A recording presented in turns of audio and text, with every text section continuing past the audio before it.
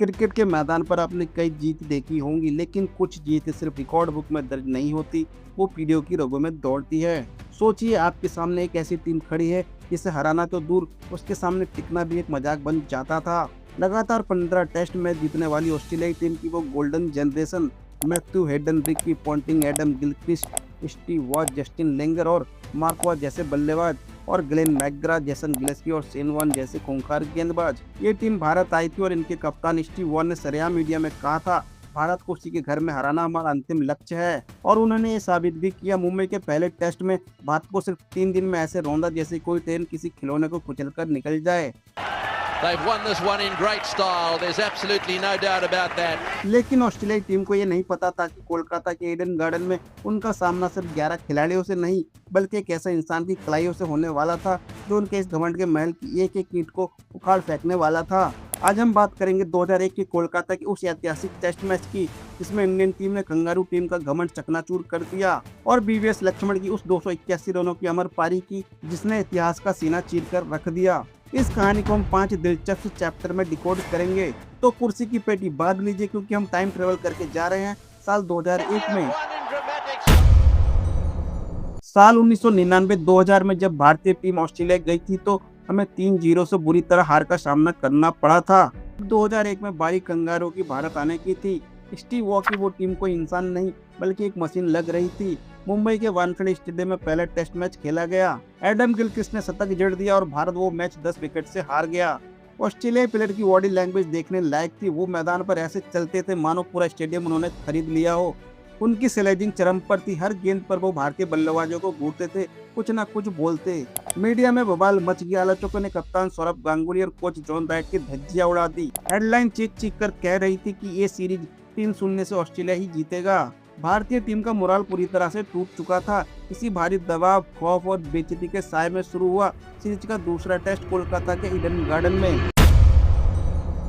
Eden garden का मैदान खचाखच भरा था, लेकिन जो हुआ उसने सबको रुला दिया। टॉस जीतकर ऑस्ट्रेलिया ने पहले बैटिंग की। मैथ्यू हेडन ने 97 और कप्तान स्टीव वॉ ने 110 रन ठोक दिए। स्कोर बोर्ड पर टंगे 445 रन। इसके बाद बैटिंग करने उतरी भारतीय टीम। मैकग्रा की स्विंग और बॉल की फिरकी के सामने हमारे दिग्गज एक एक क्रिकेट पेवेलियन लौटने लगे। सचिन तेंदुलकर, द्रविड़, गांगुली सब फ्लॉप। पूरी टीम मात्र 171 रन पर आउट हो गई। सिर्फ एक खिलाड़ी था जो शेन वॉर्न को समझ पा रहा था, और वो थे बीवीएस लक्ष्मण, जिन्होंने 59 रन बनाए थे। लेकिन एक खिलाड़ी क्या ही कर लेता। ऑस्ट्रेलिया के पास 274 रनों का भारी भरकम लीड थी। स्टीव वॉर्न ने मुस्कुराते हुए अपने गेंदबाजों को आराम करने के बजाय सीधा भारत को फॉलो ऑन दे दिया। फॉलो ऑन का मतलब, तुम इतने कमजोर हो कि एक बार फिर बैटिंग करो, हम तुम्हें फिर आउट करके घर भेजेंगे। कमेंट्री बॉक्स में बैठे ऑस्ट्रेलियाई दिग्गजों ने तो यह तक कहना शुरू कर दिया था कि मैच तीसरे ही दिन खत्म हो जाएगा। ईडन गार्डन में सन्नाटा पसरा था। कुछ फैंस तो स्टेडियम छोड़कर जाने लगे थे।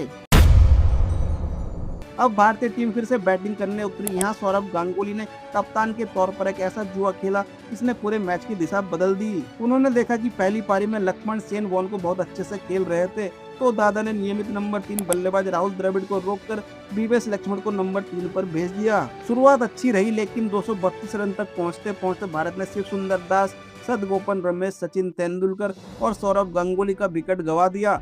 भारत अभी भी 42 रन से पीछे था और पारी की हार का खतरा मंडरा रहा था। तब ड्रेसिंग रूम की सीढ़ियों से उतरते हुए मैदान पर आए राहुल द्रविड़। याद रखिए, राहुल द्रविड़ इस समय खराब फॉर्म में थे, इसलिए उन्हें नंबर 6 पर भेजा गया था। द्रविड़ के चेहरे पर तनाव साफ देखा जा सकता था। तीसरे दिन का खेल खत्म होने तक भारत के स्कोर 254 पर 4 था। लक्ष्मण 109 रन बनाकर नाबाद थे, लेकिन क्रिकेट पंडितों का मानना था कि चौथे दिन की सुबह नई गेंद से मैकग्रा 1-2 विकेट निकालेंगे और भारत लंच तक मैच हार जाएगा। 14 मार्च 2001 भारतीय क्रिकेट के इतिहास का वो चौथा दिन जो आज भी ऑस्ट्रेलियाई खिलाड़ियों को रात में डराता है। सुबह खेल शुरू हुआ, नई गेंद ली गई। ग्लेन मैकग्रा और गिलेस्पी आग उगल रहे थे, लेकिन बीवीएस लक्ष्मण के अंदर उस दिन कोई क्रिकेट देवता आ गया था। शेन वॉर्न लेग स्टंप के बहुत बाहर रफ में गेंद डाल रहे थे, जहां से गेंद खतरनाक टर्न ले रही थी। दुनिया का कोई बल्लेबाज उस गेंद को नहीं छेड़ता, लेकिन लक्ष्मण अपनी जादुई कलाइयों का इस्तेमाल करते, आगे बढ़ते और लेग स्टंप के बाहर की गेंद को इनसाइड आउट खेलकर कवर्स की दिशा में चौका जड़ देते। शेन वॉर्न को समझ ही नहीं आ रहा था कि ये इंसान कर क्या रहा है। और दूसरी तरफ खड़े थे राहुल द्रविड़, एक ऐसी दीवार जिसे उस दिन तोड़ने के लिए ऑस्ट्रेलिया को शायद बुलडोजर का सहारा लेना पड़ता। दिन के पहले सेशन में कोई विकेट नहीं गिरा, दूसरे सेशन में भी कोई विकेट नहीं गिरा और तीसरे सेशन में भी कोई विकेट नहीं गिरा। जी हाँ, उस पूरे दिन भारत ने 335 रन जोड़े और ऑस्ट्रेलियाई गेंदबाजों को एक विकेट नहीं मिला। लक्ष्मण को कमर में भयंकर दर्द था, वो दर्द से करा रहे थे लेकिन रुकने का नाम नहीं ले रहे थे। जो ऑस्ट्रेलियाई खिलाड़ी कल तक स्लेजिंग कर रहे थे, वो आज हाथ बांधे कंधे झुकाए चुपचाप खड़े थे। उनका सारा घमंड ईडन गार्डन की घास में घुस चुका था। 5वें दिन की सुबह आखिरकार लक्ष्मण आउट हुए, लेकिन तब तक वो सुनील गावस्कर का 236 रनों का रिकॉर्ड तोड़कर भारत के लिए सबसे बड़ी टेस्ट पारी का नया इतिहास लिख चुके थे। 281 रन, 452 गेंदें और 44 शानदार चौके। राहुल द्रविड़ ने भी 180 रन की अहमियत पारी खेली। दोनों ने मिलकर 376 रनों की पार्टनरशिप की थी। भारत ने 657 रन पर 7 विकेट के विशाल स्कोर पर अपनी पारी घोषित कर दी। अब ऑस्ट्रेलिया को मैच जीतने के लिए 75 ओवर में 384 रन चाहिए थे।